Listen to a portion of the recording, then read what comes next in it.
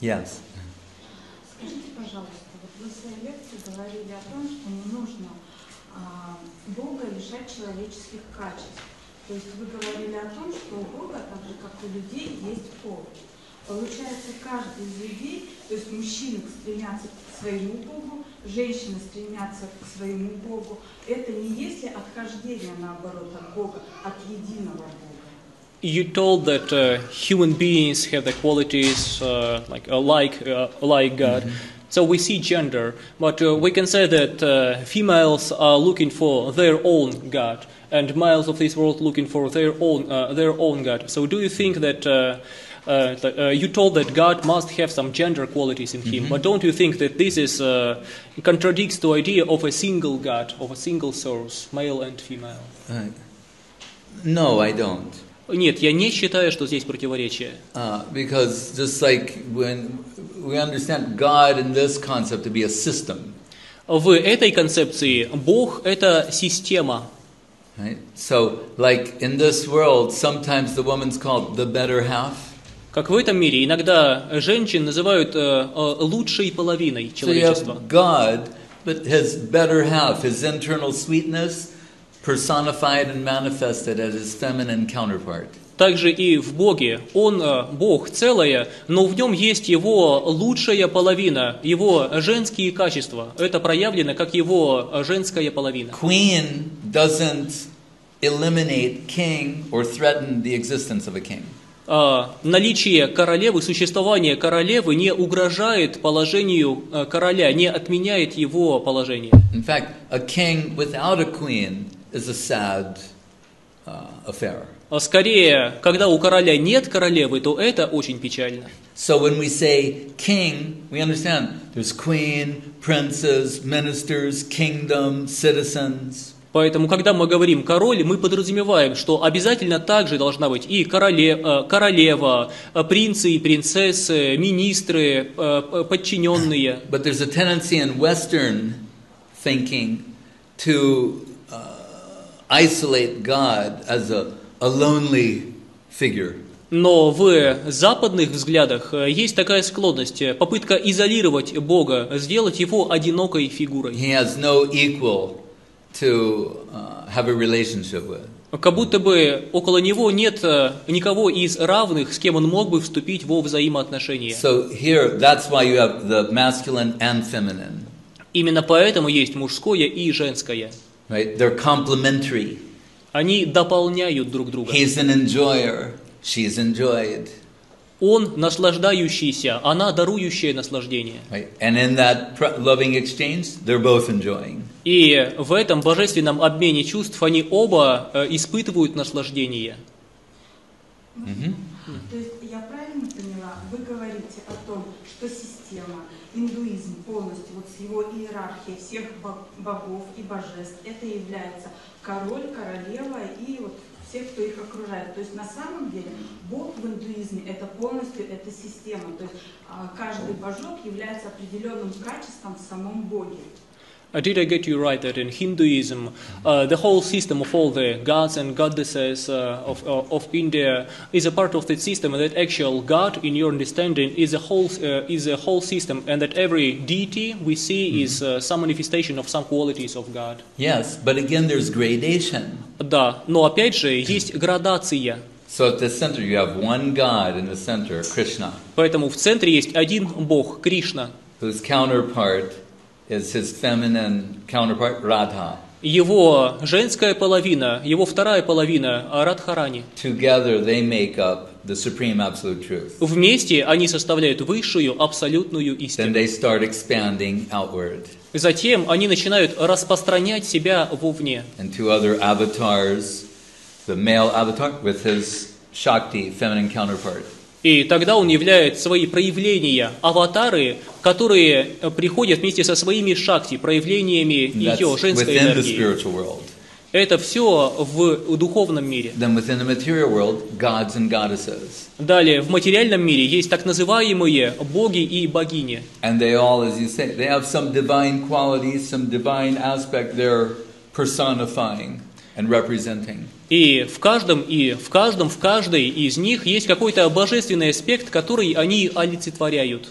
But there's still a hierarchy, there's still one divinity. Но все равно есть иерархия, есть единое божественное, один Бог. Just like in this country, there'll be, a prime minister. Как в этой стране, например, есть премьер-министр. Locally, there may be a governor. Где-то в каком-то ближе к местам есть губернатор. More locally, a mayor.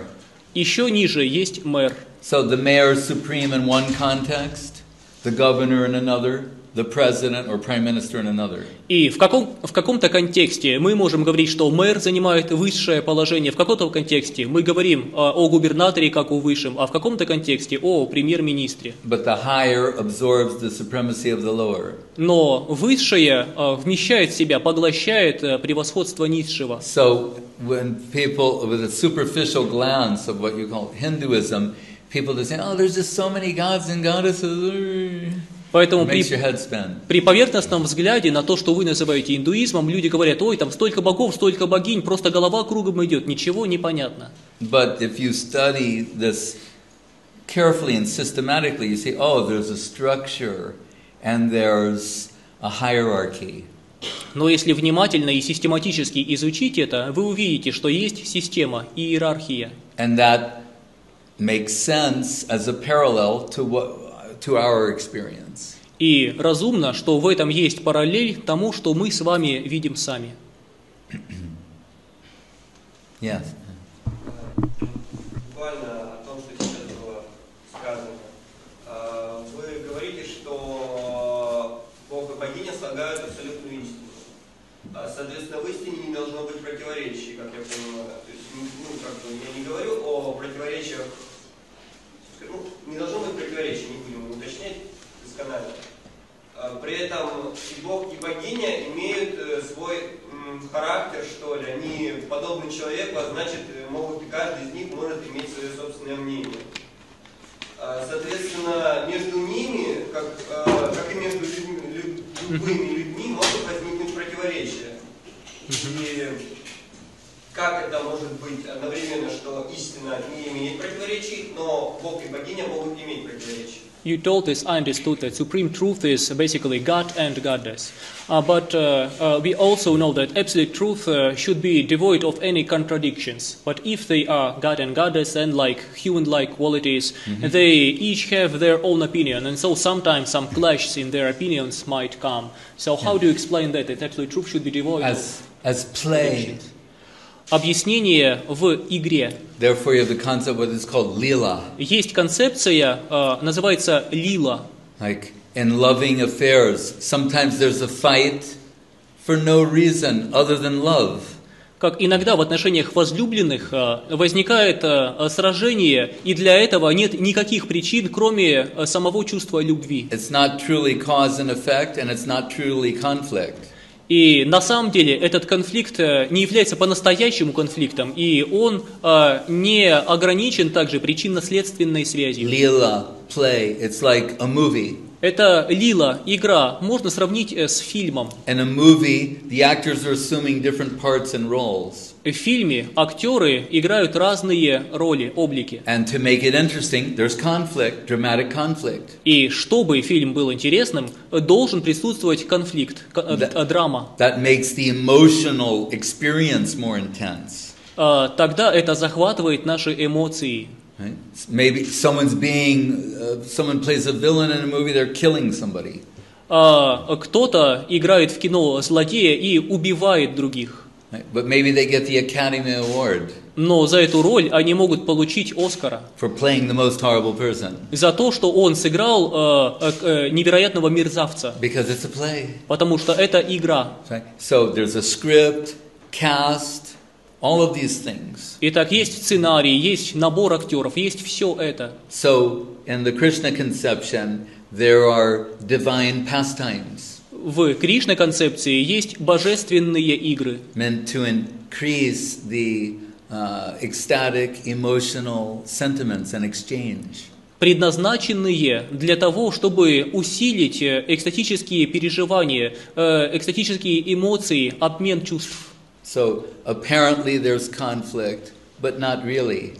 Поэтому может казаться, что есть конфликт, но на самом деле нет. Because it's all to achieve the same end, Потому что все это направлено к одной цели. which is love and ecstasy. Именно любовь и экстаз. So it's only an apparent contradiction. Поэтому это только кажущееся противоречие.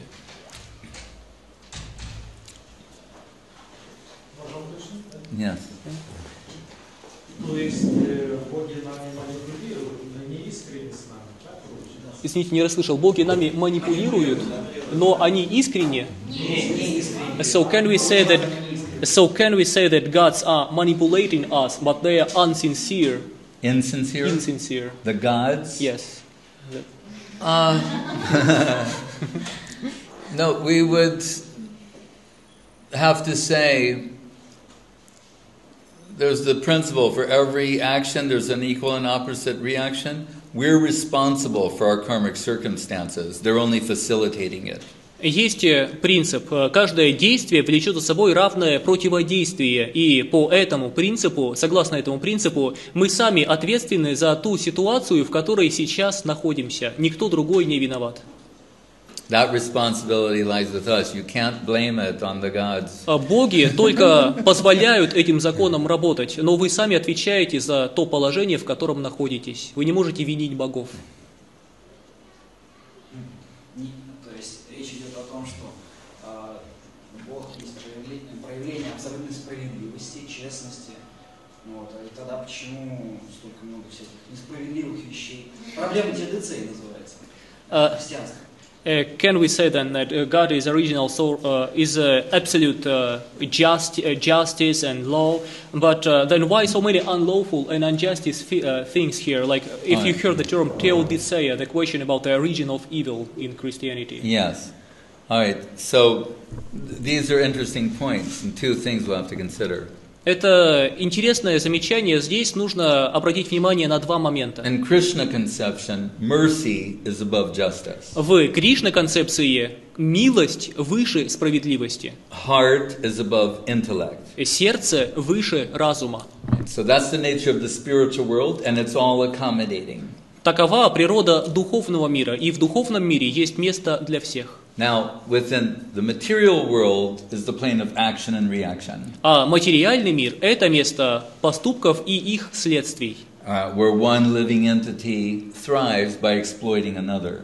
Это мир, где одно живое существо добивается успеха за счет других. So our tendency to exploit in forgetfulness of a loving, dedicating relationship with the Supreme Godhead is the cause of the suffering or evil, if you wish to say, in this world. И поэтому это наша склонность эксплуатировать и наше забвение об изначальных полных любви отношений со Всевышним, в этом причина всех страданий и всего зла этого мира. Sometimes people say, how can God allow this? Why doesn't He intervene? Иногда люди говорят, почему Бог позволяет, дозволяет это, почему Он не вмешивается? That would be to deny us free will. Но подобное означало бы отказать нам в свободе выбора. Free will means choice. Свобода воли означает возможность выбирать. Non-interference. Невмешательство. When Gandhi wanted to achieve independence for India from the British responded with saying that you guys aren't fit for self-governing. Когда, извините, когда Махатма Ганди боролся за независимость Индии от Великобритании, то представители Британии сказали ему: вы сейчас не способны, вы не справитесь с самоуправлением, вы недостойны свободы. And Gandhi responded by saying, freedom means the right to do wrong. На что Ганди дал свой знаменитый ответ: свобода и означает право совершать ошибки. So there would be no meaning to our free will if we could only do the right thing, or if we want to do some particular thing, God will intervene and prevent that. Не было бы смысла в нашей с вами свободе воли, если бы мы с вами могли совершать только правильные поступки. Или каждый раз, совершая что-то неправильное, Бог немедленно бы вмешивался и исправлял. So we're living in the world of exploitation. Итак, мы с вами живем в мире Where эксплуатации, one living entity survives, thrives at the expense of another. где одно живое существо выживает и добивается успеха ценой других, жертвуя другими. So, in this sense, just to conclude, we can say that evil, the source of that is what's been called in Sanskrit literature heart disease, hridrogam. И в этом смысле, завершая эту тему, можно сказать, первопричина зла в этом мире то, что на санскрите называется хридрогам, болезнь сердца. The desire to acquire, control, and consume. Желание приобретать, контролировать и потреблять. In opposition to dedicating myself to something higher. В противоположность тому, чтобы посвятить, отдать себя чему-то высшему. Что есть зло тогда? Then what is evil? Да, то есть человек самостоятельно делает зло, совершает, хотя есть вроде бы совесть данная природы с самого начала от рождения. Что есть зло? What is evil? Because human being has its conscience given by nature originally. Then what is evil? Is that someone decides to, how do we say, ignore the existence of God and a higher reality and take that position themselves and impose their will upon another. Когда кто-то решает игнорировать существование Бога или высшей реальности и сам решает занять такое положение, тем самым навязывая свою волю, свои желания другим. It's to take a godlike position. То есть, иными словами, попытка занять положение Бога. And decide whether someone should live or die, И suffer. тогда решать, кто достоин жить, а кто должен умереть, кто должен страдать.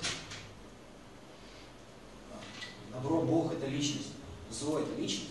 So, if good God is personality, then can we say that evil is personality?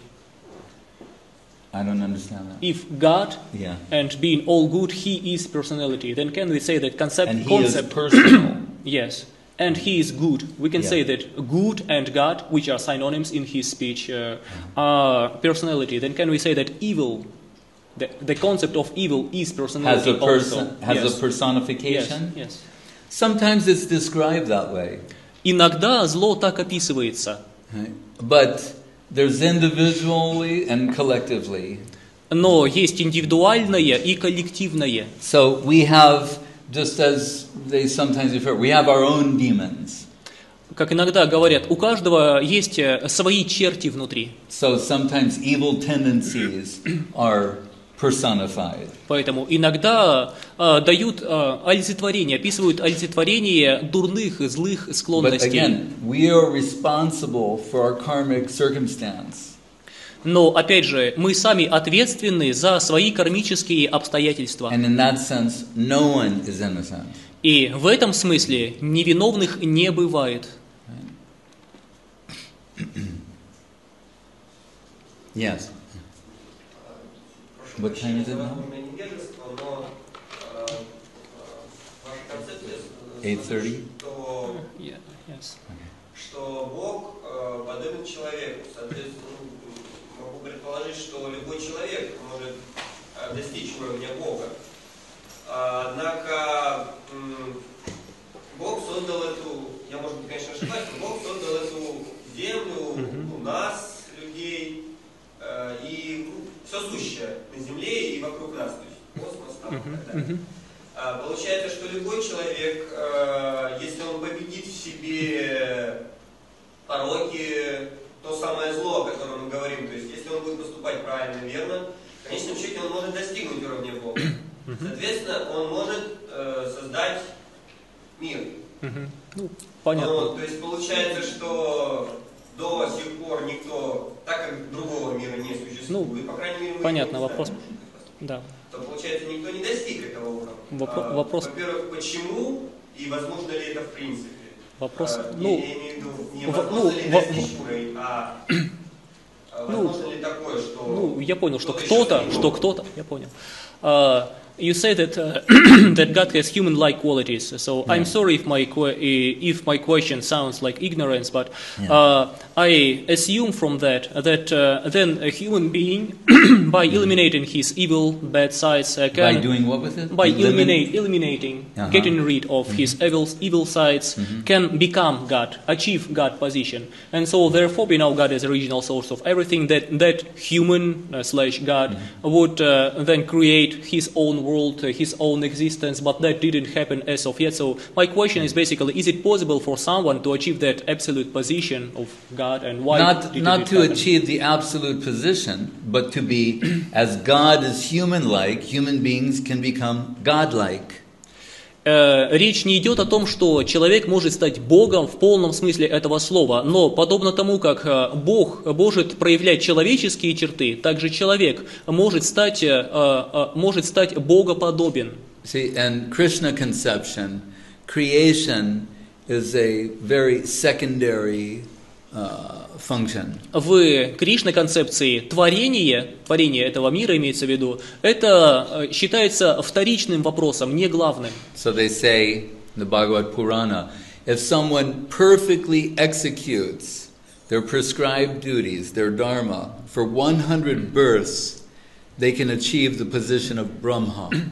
В Шримад Бхагаватам описано, что если кто-то идеальным образом исполняет свои дхармические обязанности на протяжении 100 рождений, 100 жизней, то он может обрести положение Брахмы, Творца. And that means to become the creator of a universe. А это означает стать Творцом Вселенной. And in a sense, the local lord of that universe. И в этом смысле означает стать местным Богом, повелителем этой Вселенной. But according to the same Vedic authorities, there are innumerable universes. Но, согласно тем же ведическим источникам, существует бесконечное количество вселенных. And they're all part of the material creation. И все они являются частью материального творения. And that whole material creation with innumerable universes has been compared to an iceberg floating in an ocean of consciousness. И все это материальное творение со всеми его бесчисленными вселенными сравнивают с айсбергом, плавающим по поверхности океана сознания. The whole objective world is like an iceberg floating in an ocean of consciousness. Весь